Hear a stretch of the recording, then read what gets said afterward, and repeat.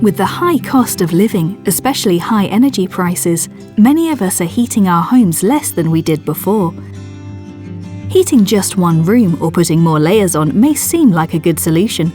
Unfortunately, underheating your home can increase the risk of damp and mould. This is why, at different temperatures, air can hold different amounts of water vapour. The warmer the air is, the more moisture it can hold. This is known as its holding capacity. Cold air reaches full capacity sooner, and when that happens, the water vapour condenses into liquid water. Outside of your home, this is how rain is formed. Inside your home, it can result in condensation. This is particularly likely when warm, moisture-rich air meets a cold surface like a single glazed window or a cold external wall. Condensation forms as the air suddenly cools against the surface and the holding capacity of the air is reduced.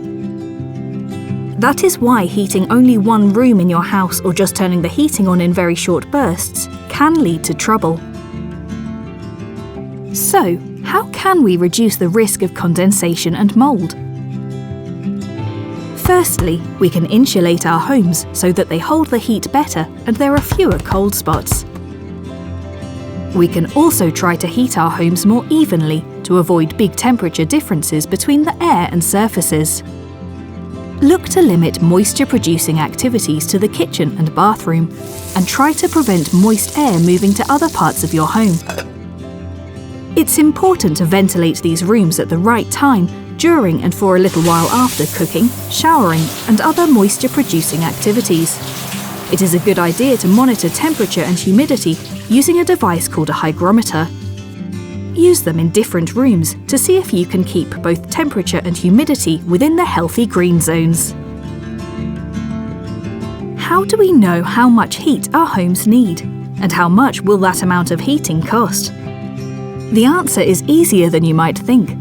All you need is your home's energy performance certificate, your fuel bill, and our handy website tool. By law, every home that is rented or sold in the UK has to have an Energy Performance Certificate, or EPC. This estimates how much energy your home needs to heat it based on its size, heating type, how and when it was built, how much of it is exposed to outside air, and what improvements have been made to it. This is shown in kilowatt hours per year. You can use this figure along with the fuel cost per kilowatt hour shown on your fuel bill to work out the annual heating cost for your home.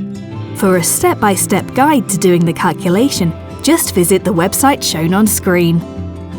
Comparing different heating systems can help you work out which has the lowest running costs.